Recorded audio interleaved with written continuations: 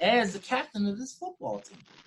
When they lost Khalil Mack a couple years ago, that was their leadership. Now everything is on Derek Carr. He is the face of the franchise right now. He's the one handing the ball off to Josh Jacobs. He's the one getting the ball to Hunter Renfrow. He's the one getting the ball to the most improved player in the league. Well, he's the one getting the ball to Darren Waller. You know what I'm saying? I was going to say most improved, but I think Mr. Jackson in Baltimore has that pretty much on lock. But I really think that they need to focus their energy on say, okay, look, we're going to give Derek Carr the keys of the franchise going from Oakland to Los Angeles. And I feel that they're going from Oakland to Vegas, baby. And said, I believe if Carr leaves, I believe he ends up with the Chargers. I'm not mad at that. Coach Hall says car crash. Hey, yo, look, let's not go there because we could put Dak crash too. No, Dak didn't crash. He overthrew. He underthrew. He threw too high. Shit, he got one of his players hurt throwing that behind yesterday.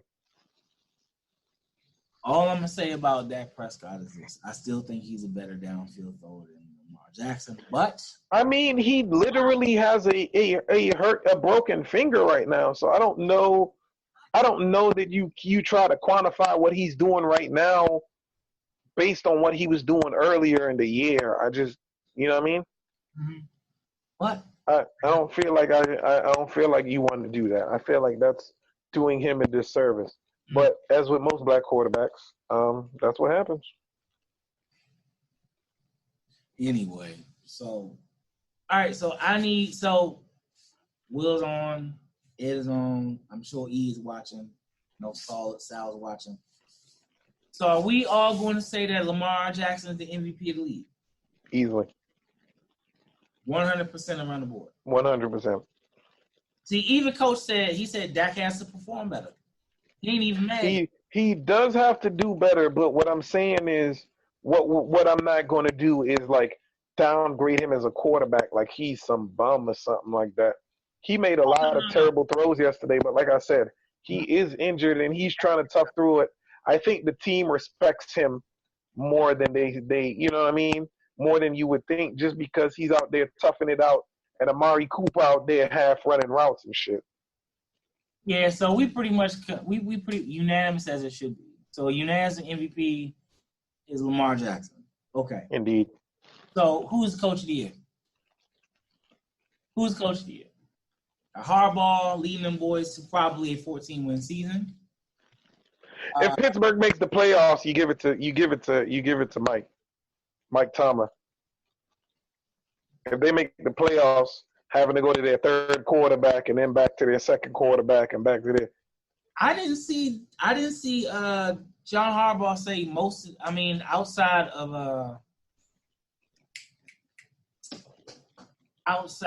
Earl Thomas, I didn't hear any defensive starters not playing. I think most of the defense is going to come back. So hold on, let's see.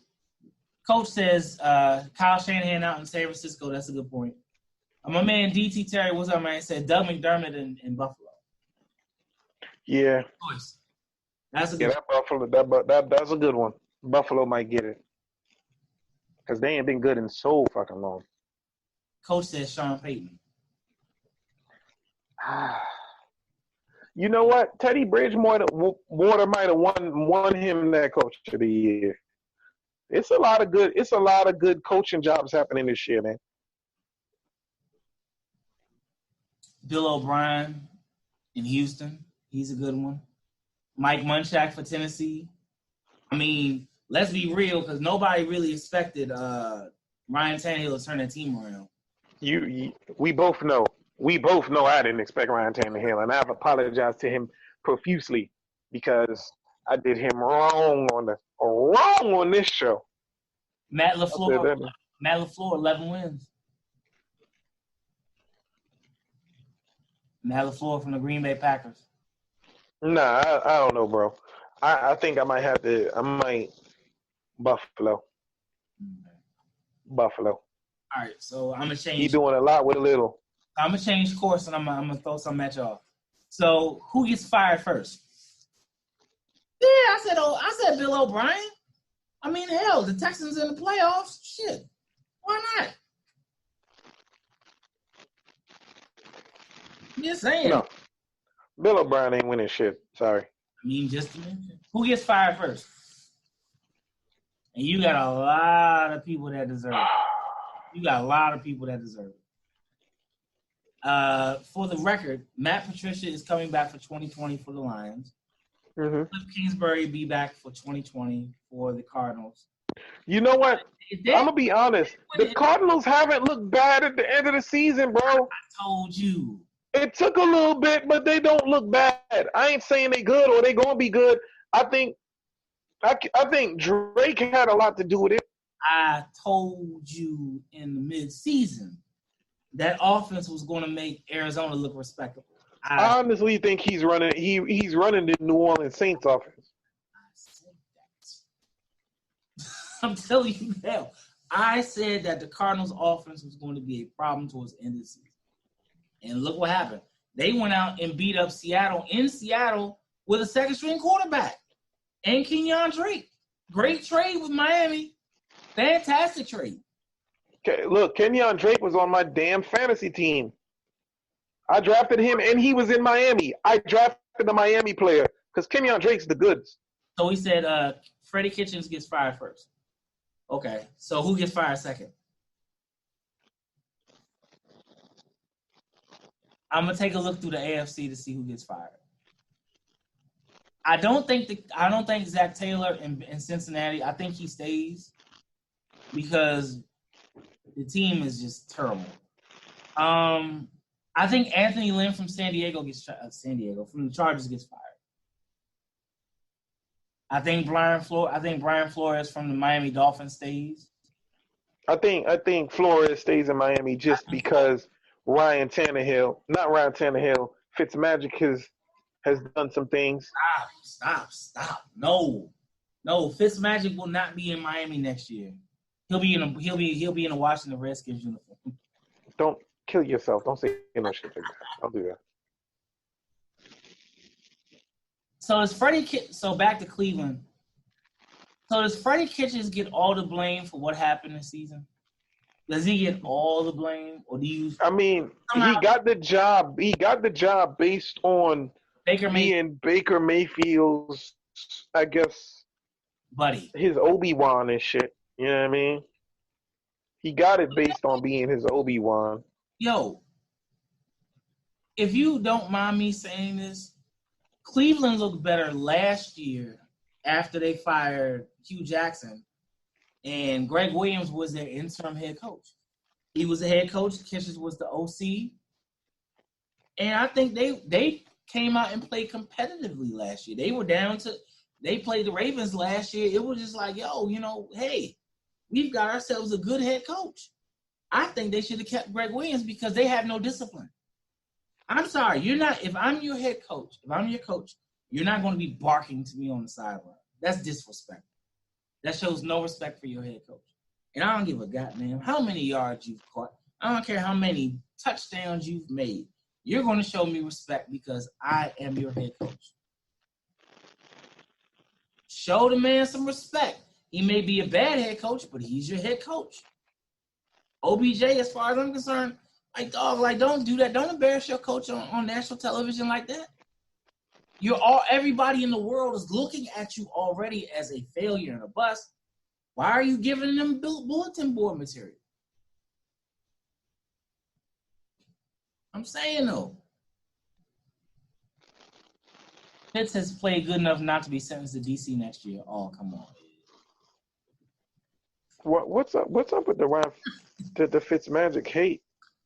Nobody's hating. I'm just saying I don't see him in Miami next year. I don't see him in Miami. What team quarterback? I think he can go back to Cincinnati. Maybe he can help Joe Burrow. Why not? He went to Cincinnati. What about a boy? Oh boy. What about what name? What the fuck was his name, bro? You know what I'm talking about? Oh boy that they got him.